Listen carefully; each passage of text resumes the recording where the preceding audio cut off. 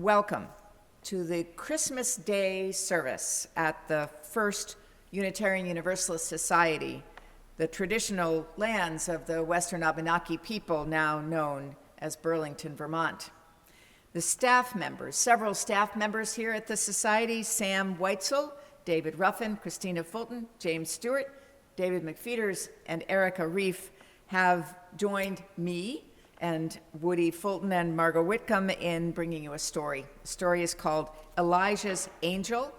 It's a children's picture book, but it's about a real person, a man named Elijah Pierce, an African-American artist who lived and worked in Ohio in the 20th century. He was a self-taught woodcarver. He was a barber.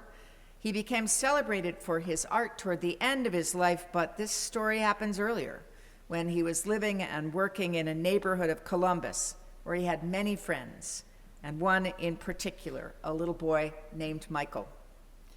Michael Rosen was the author of this book. It was illustrated by another friend of Elijah's, the artist Amina Brenda Lynn Robinson. And the story takes place in a year when Hanukkah, the first night of Hanukkah, and Christmas Eve fell on the same day.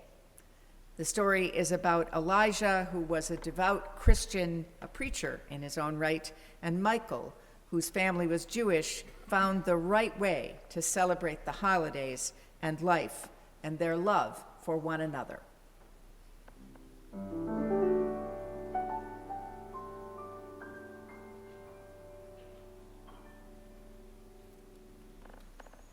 Last year, when I was 9, Christmas Eve and the first night of Hanukkah fell on the same day. And that day, my friend Elijah gave me an angel. Elijah is more than 6 feet tall and more than 80 years old. Elijah's angel is only 1 foot tall. Its wings are polka dotted, its eyes are diamonds, its robe sparkles with glitter. Elijah used to live in Mississippi, where his father was a slave. But now Elijah lives in Columbus, Ohio, where he has been a barber for 50 years. Elijah's angel used to be just a piece of wood until Elijah carved it in his barber shop. I met Elijah when my 4th grade class visited his shop. Since the shop is close to where we live, I keep visiting. I walk there after Hebrew school on Mondays. Mostly, I watch Elijah carve. Sometimes I whittle a scrap of wood myself, or I watch Elijah trim the thin hair of customers as old as he is. Some days I just walk around the barbershop. The shop is one small room, as crowded with Elijah's carvings as Elijah's carving of Noah's Ark is crowded with animals. Whenever I think I've seen everything, the next week there's always something I don't remember. Did you just carve this one, Elijah? I ask. About 20 years ago. He replies. That's pretty new. Elijah's carvings hang on every single wall, one above another, up to the ceiling. They line the windowsills, the shelves, and even the counter where his combs and scissors rest. The curlicues of wood cover the floor along with the curled hair from his customers' heads. And Elijah's stories mingle with the hissing and shushing of an old radiator, filling the shop with something as thick as singing. A snake zigzags across a table. Crouched on a high shelf, a tiger bares its toothpick teeth. Speckled dogs and teetering storks and lots of other creatures circle Elijah's barber chair as if they were listening to his stories. Are the animals from the Bible, Elijah? I asked one time. Everything's from the Bible, Michael.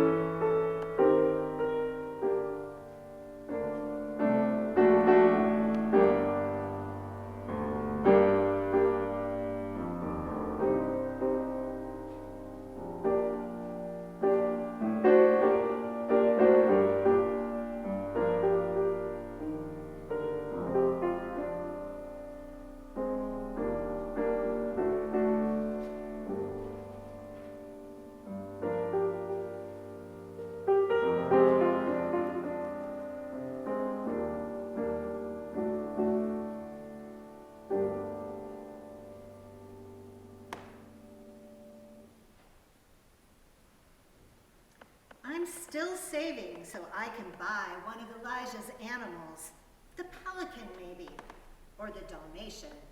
Or a new elephant whose tusks are made from a plastic fork. We have one of Elijah's works in our kitchen. It's called Fruits of the Earth, a tree bursting with apples, Pineapples. Pears. bananas. And honeydews. We're Jewish, so I knew my parents were going to buy Elijah's God and the angels, or they weren't going to buy the infant Jesus. Those are called Graven images. My father explained to me, Jews don't think God has one particular face, so we don't believe he can be pictured. I kind of understand that. and I also knew my parents wouldn't buy Elijah's two-part picture, Slavery Days. It makes them too sad. No, much worse than sad. I understand that reason a lot better. In one half of Slavery Days, black men are hiding in the secret rooms of a mansion in the Underground Railroad, while white people are upstairs eating a big dinner. In the second half, other white people are standing around a tall tree where black men hang from nooses. My favorite of Elijah's pictures is Noah's Ark. There are even 2 mosquitoes. Elijah always points out. The Book of Wood is larger than the large table on which it rests. It tells about the life of Jesus, which I still don't know very well, but Elijah knows it by heart. If he doesn't have a customer, Elijah will stand at the Book of Wood and point to one of its carved pages and tell that part of the story. The Book of Wood is heavier than a cellar door. I have to help Elijah turn the pages. Elijah speaks softly, as if he figures I already know the story. But I was telling you about Hanukkah and Christmas Eve, when Elijah was carving angels. All along the counter, a band of half-finished angels seemed to float around Elijah. I was counting out the diamond eyes for him when I asked, "Is there a story behind these angels?" Oh, lots of stories. Even stories about an angel named Michael. But I'll tell you about an angel I met when I was right about your age. Elijah said as he walked over to his carving called Obey God and Live. See, here I am in the kitchen, and you see the 2 books on the table? Sure, and I could see the carved boy that was Elijah and the carved lady that was his mother. Well, I reached right past the Bible and grabbed the Sears and Roebuck catalog. That's this part here. Elijah pointed. So, God sent down an angel, and the angel struck me on the head. I told you to read the Bible, but you disobeyed me, the angel said. So I'm just showing you my power. Elijah pointed to the hand that reached through the ceiling. And then here is my family carrying me to bed. They thought I was dead. I've heard Elijah tell the story of Obey God and Live to lots of people. Each time, it's strange and eerie. He was my age when it happened. Elijah returned to his chair and blew the wood dust from the angel he'd been carving.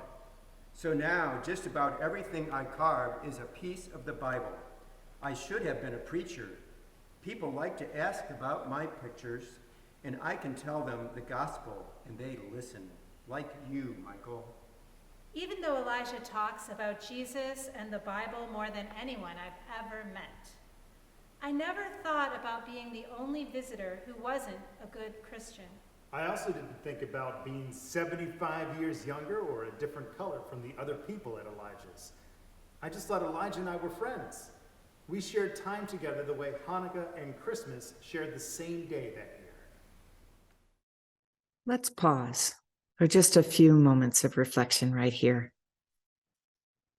Most of us spend our lives right next to other people who are not like us. We're from different generations, different cultures, different religions, different places in the world. And we bring different family traditions. We manage all this difference by not talking about what's different among us, by not asking our question, What is it like to be Jewish? What is it like to be Christian? Or a Black person, or a brown person, or a white person? Straight or trans or gay? An old woman, a young child? When we fail to wonder what it's like to be someone who is grieving, who is sad, maybe near the end of life, or to wonder or try to remember what it's like to be a person who's full of the energy of beginning. We know how it feels, the not being sure, the not asking. And we know that we only come to trust, to love one another through learning about some of our different truths, by telling each other our different dreams. That requires some risk. We must expose something of who we are, and it is scary, and sometimes it really matters when we're brave enough to get closer to each other than we usually are, to share our different sacred traditions, to share our celebrations, even when they come from different places. We can do that.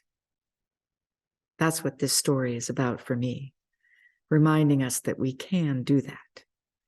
We can even cherish the risks of getting closer, of learning more about ourselves and each other. Stories help us imagine what that's like and remind us that even we can do it.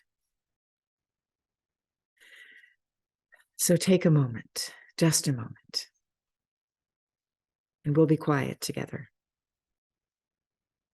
And then our story will begin again.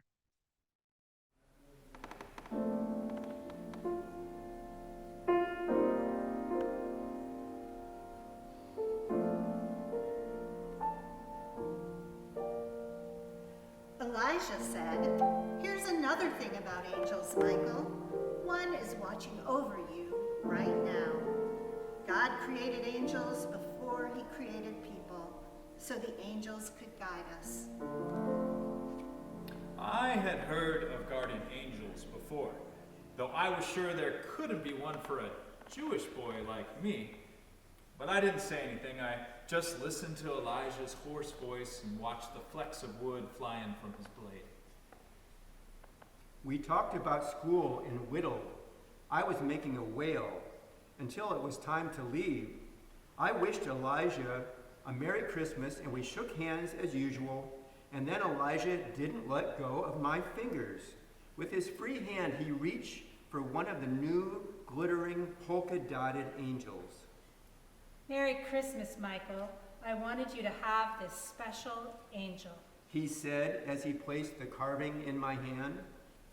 You know, I send prayers to all the wood I ever carved. Now you will always be in my prayers. I always pick up Elijah's carvings, but the new one felt strange, glittery and sticky from varnish, but stranger than that, it was different from every other carving in the shop because Elijah had chosen it for me. I clutched the angel. "Elijah, but I can't," I stammered.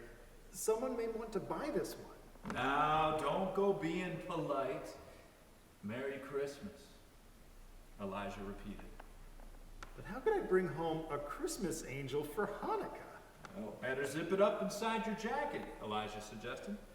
So I held the angel against my chest, and Elijah tugged the zipper up to my chin. I was afraid. Afraid of breaking it? Or smothering it? Or something. There, Elijah said. Now you'll both keep one. I remembered to say thank you, but all I could think of was the angel pressed against me. What was I going to do? I did want the angel because it was carved by my friend Elijah. But what would my parents say? A Christmas angel? A graven image? In a Jewish house? I thought of Elijah's carving, obeyed God and lived.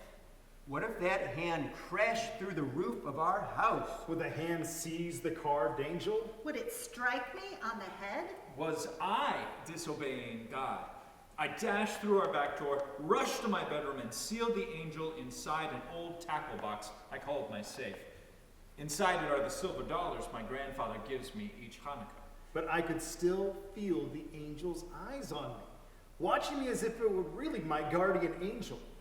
Elijah's prayers were coming through the metal box, through the closet door, through the whole house. Before dinner, I moved the angel into my bookshelf. Then I hid it beside my bed so I could touch it as I fell asleep. I kept thinking of Elijah's slavery days as if the angel were hiding like a slave on the Underground Railroad.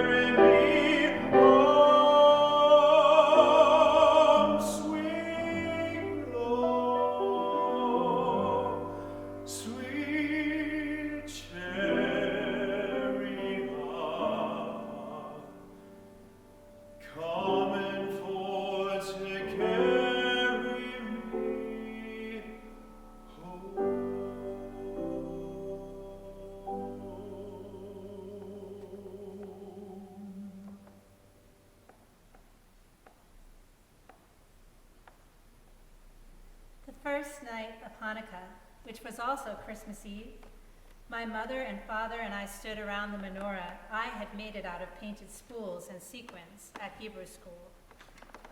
It wasn't my neatest project, but my parents still put away their beautiful silver menorah and put 2 candles in mine. Father asked, "Will you say the blessing?" My mother turned off the lights, struck a match, and lit the top candle. "Blessed art thou, Lord our..." In the glow of the light, I saw Elijah's carving fruits of the earth. And instead of the words to the prayer, I heard Elijah's voice. I send prayers to all the wood I've ever carved. But then my father prompted me, and my mother lit the second candle with the first candle, and we finished the prayer together. Blessed art thou, Lord our God, King of the universe, who commanded us to sanctify the Hanukkah lights. As soon as we finished, I bolted from the room.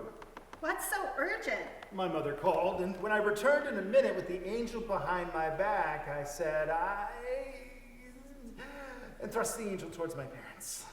Oh, you shouldn't have, Michael, honey. You've already given us the menorah. But I didn't. It's Elijah's, right? What a beautiful piece. Did you spend all? I didn't, Oh, good. Mother said, tugging me into her arms. Thank you a million times. But you don't understand. Elijah gave the angel to me for Christmas. It's a Christian guardian angel. Don't be upset. We didn't mean to take it from you. Elijah's a wonderful man. And Father, too, wrapped his arms around my shoulder. But why didn't you show it to us sooner? Because it's a guardian angel. One of those graven images we're not allowed. What this angel means to you doesn't have to be what it means to Elijah. It doesn't? Mother said Elijah's angel beside the menorah. What I think it means is that Elijah cares about you. I think that's what he wants it to mean to you. It's an angel of friendship. And doesn't friendship mean the same thing in every religion? I'm sure Elijah would agree with that. Father said as he ushered us all to the dining room table. For dinner, we mainly ate latkes. I grated the potatoes and my mother fried them up just like pancakes. Then we called a lot, long distance, to my mother's parents. And my father's mother. To all my aunts and uncles and their families, to wish them Happy Hanukkah! I opened just one of my presents that night, and inside were 9 silver dollars from my grandfather, one for every year of my life. Light one candle for the Maccabee children with things that their light didn't die. Light one candle for the pain they endured when their right to exist was denied. Light one candle for the terrible sacrifice justice and freedom demand. And light one candle for the wisdom to know when the peacemaker's time is at hand. Don't let the light go out, it's lasted for so many years. Don't let the light go out, let it shine through our love and our tears. Don't let the light go out, it's lasted for so many years. Don't let the light go out, let it shine through our love and our tears. Don't let the light go out. Don't let the light go out. Don't let the light go out.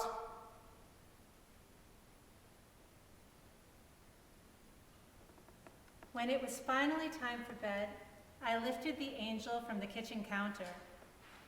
The menorah's 2 candles were tiny wicks about to sputter out, and moved it to my nightstand as though it were about to guard me while I slept.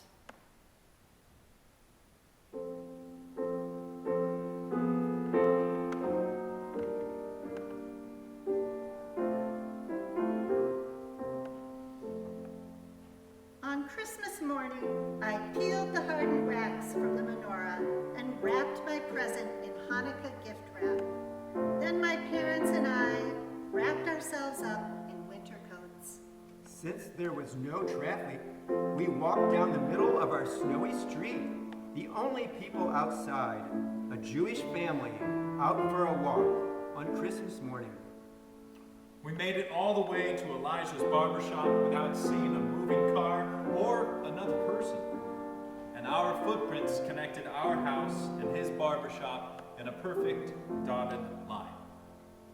A sign on Elijah's door read, "Closed. Merry Christmas." We knew he wouldn't be there. I opened the storm door and slid the menorah inside before I slipped my card under the ribbon and read it to my parents. I read it to my parents. Merry Christmas, Elijah, your friend, Michael. P.S. Thank you for making me an angel. My parents laughed, and my mother said, "We thought you already were an angel." The next night, after we had lit the candles in our silver menorah, I asked, "Are you sure Elijah will like my present?" Let's go see. My father said, and we walked to Elijah's shop. There we could see in the steamy window 3 candles burning in my menorah. The next night, and every night of Chanukah after that, before we lit our own candles, my father and mother and I walked past the crowded window of the barber shop. Every night, another candle glowed in my menorah, standing among Elijah's crocodiles, tigers, snakes, and angels. And even when there were cars driving and other people walking the snow-covered roads, our footsteps still left a dotted line between our house and Elijah's.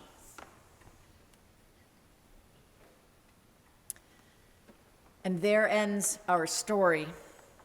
Thank you for watching and for being a part of this Unitarian Universalist Society here in Burlington or wherever you are. We are grateful for all of you. Even when we don't get to see many of you in person, we know you're there, and that makes a difference. Your gifts to help support the society make all the difference too, literally. Our offerings this month are shared with our own socially responsible Santa program, which provides cash gifts directly to families and individuals in need so they can make the decisions they want to about celebrating the family and caring for each other.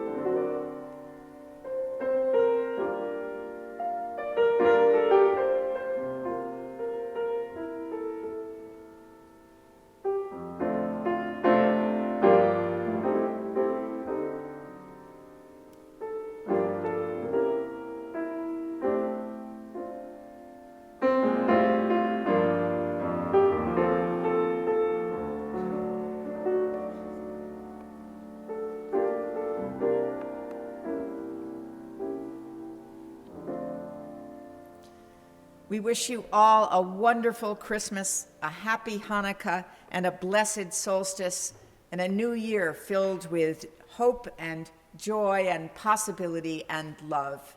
Blessed be.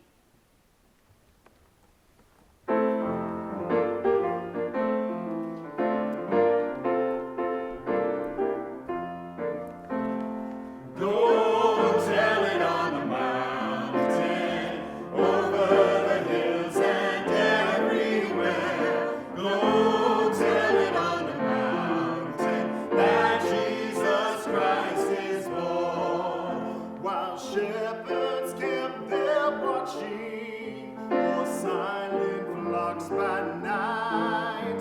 Behold, throughout the heavens there shone a holy light. Go